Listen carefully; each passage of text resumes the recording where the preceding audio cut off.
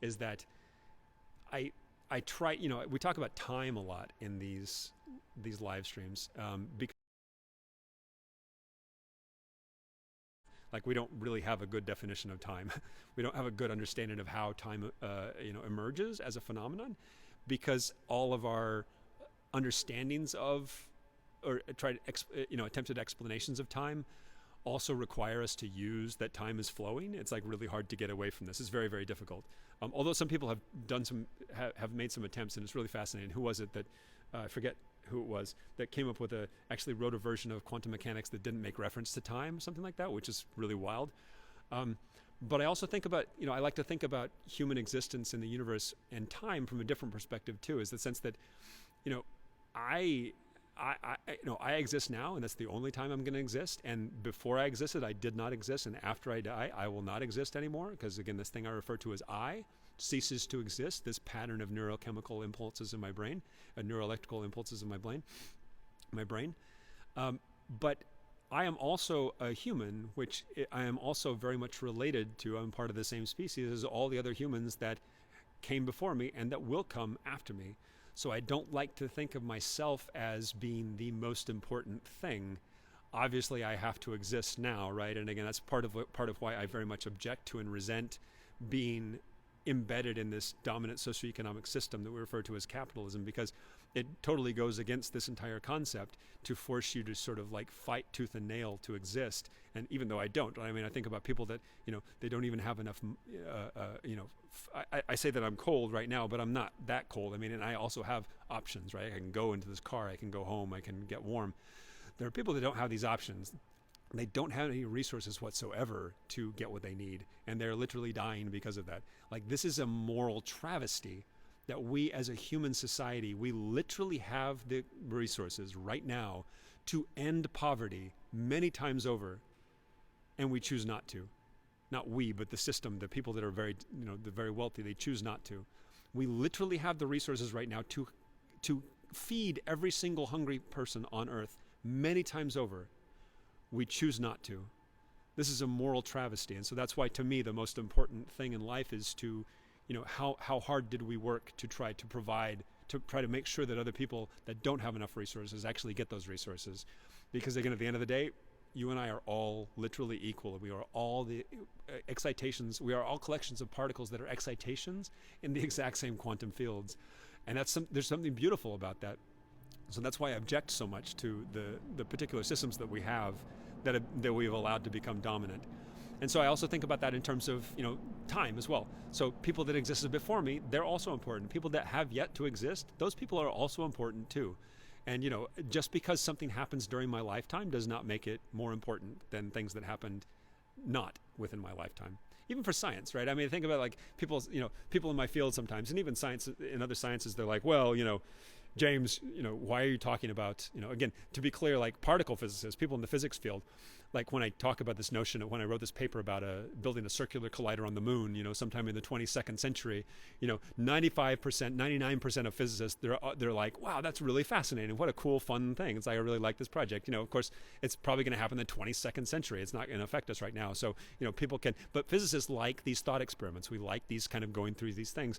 And it's also, physics is also about play. Like, when you get too stuck in your thing, like, and some of us, like at Atlas or CMS, we spend, sometimes you spend 10 hours in one day trying to, fix the code of somebody that somebody wrote like 10 years ago, but then left the field, and you're making no progress at all. It's like, that sucks. And so you need to stop and, allow your physics brain to play more. So that's partially why I wrote this paper with my colleague Frank, is just to sort of like think, to think differently and have fun about it as well. But and so 95 to 99% of physicists are like, yeah, this is a fascinating thing. How fun, how cool. It really stretches the boundaries, blah, blah, blah. And then there's like 1% of people that are like, physicists that are like, it's like, no, you shouldn't thinking about these things. Like, we should only be thinking about projects that could possibly take place within our lifetime. And I'm like, wait, what? Are you fucking kidding me? Like, how could you possibly say such things? That makes no fucking sense at all. Because just because a discovery happens during my lifetime, does that make it more important? Like, the electron was discovered way before I was born. It's still fascinating. It's still interesting. And when we discover dark matter, if it happens even way after I'm dead, will that make it less interesting than now? No, it'll still be interesting. And I will be part of that discovery because I had a chance. And even you guys right here joining me with this fucking discussion, we are all having a chance right now to be on this wheel of human discovery, of human exploration, of human scientific curiosity. And that is so beautiful and so precious and so privileged. And so one of my goals is to make sure that everybody gets a chance to experience this if they want to, and to try to encourage people to be able to do so. And it doesn't have to be, you don't have to literally come to CERN to work on this research, to participate in this research. Just because you're interested in it, just because you're curious about it, just because you learn about it, you are part of this research too. Not everybody has that chance.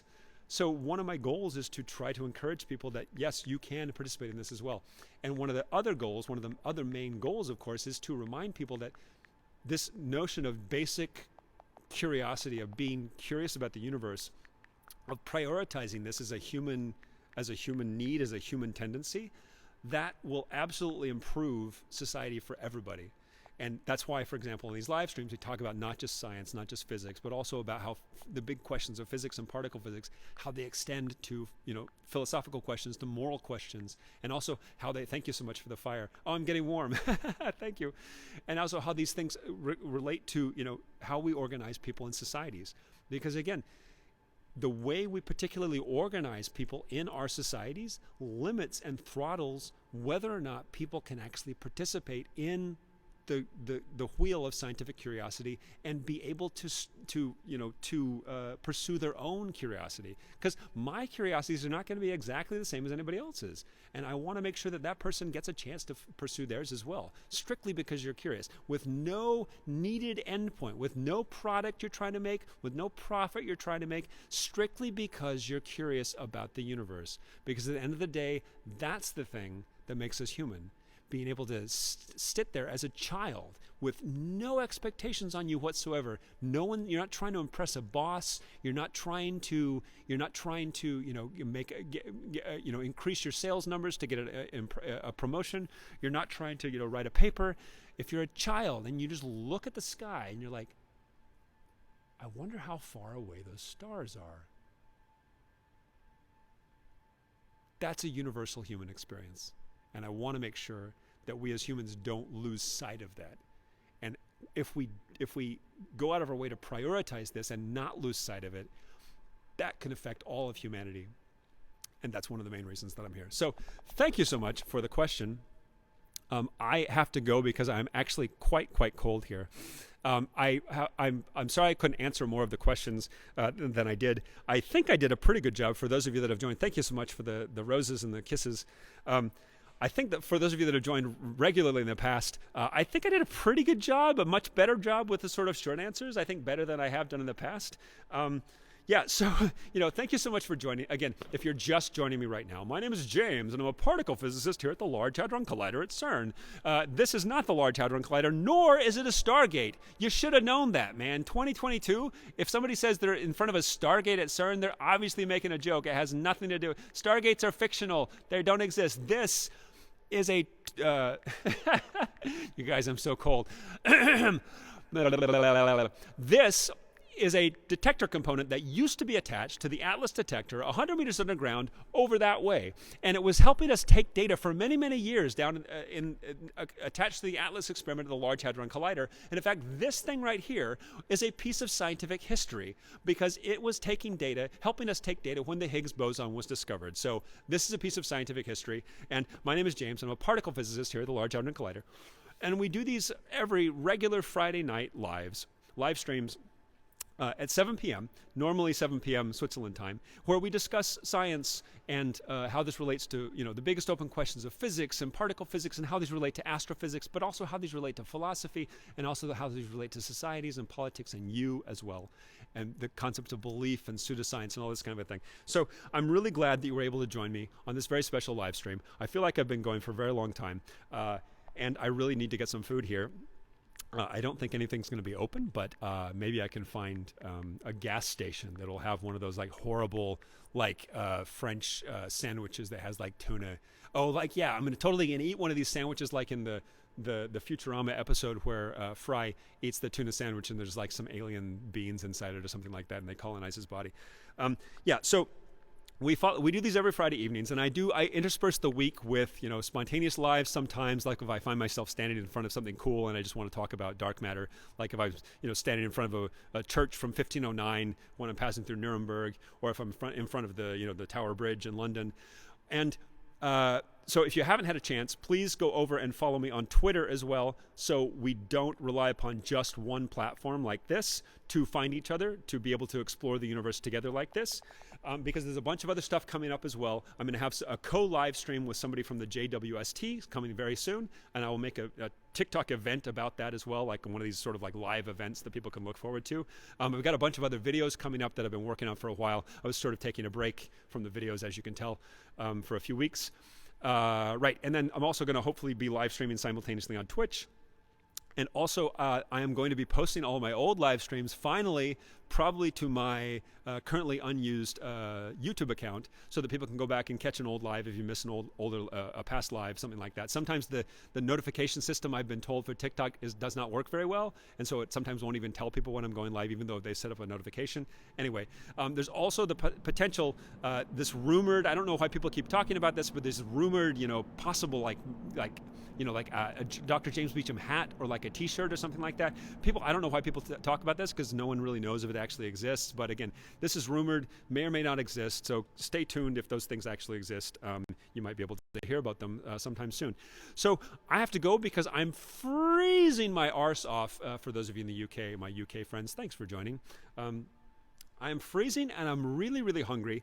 But I want to end by letting you know that you, yes, you, no, stop. You're looking away. Just look at me. Look. You, yes, you, I am talking about you. You are amazing. You are awesome. You deserve amazing things. And you are worthy of amazing things. And don't ever let anyone make you feel small for your enthusiasms, your passions about science, art, literature, helping the poor, and protecting the vulnerable. Because you know what? If you and I don't bound together, don't actually get together and stick together to help to protect the poor and to protect the vulnerable, no one's going to. We have to rely upon each other, because at the end of the day, you and I are all connected, because you and I are collections of particles that are excitations in the exact same quantum fields. You and I are connected, and you and I are in this enormous universe together, and I am very glad you're in this universe with me. So with that, thank you so much for joining. There will be more live streams in the future, more videos coming up. Remember that Black Lives Matter, Trans Lives Matter. You are fantastic. Have a fantastic evening. I am freezing and hungry, and I'm going to go get some food. Thanks to Addie. Shout-outs for Addie as well, for doing the sometimes difficult job when we get up to, like hundreds, if not thousands of people joining. There's inevitably a few people that need to be reminded to take their extremely inventive ideas other places. But thank you to Addie. Thanks so much. And I'm going to go and get some food. Thanks, everybody. I'm so cold.